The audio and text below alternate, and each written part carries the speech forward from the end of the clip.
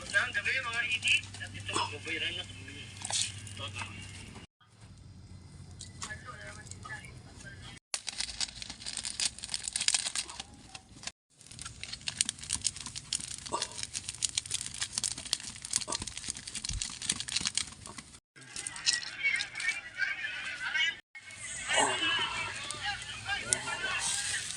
Okay. Guys.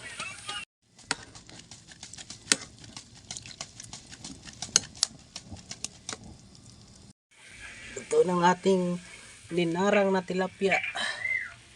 Ang ating nilarang na tilapia, guys. Okay na.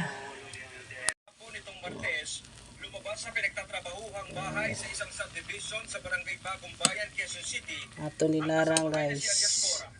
Bitbit ni Cora ang isang paper bag na may laman umanong pera at mga alahas ng amo na aabot sa higit 2.4.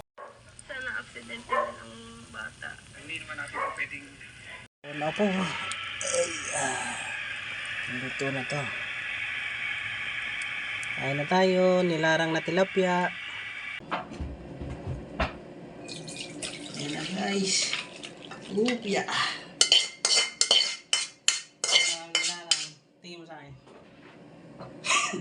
Good. Okay na. Ayan na.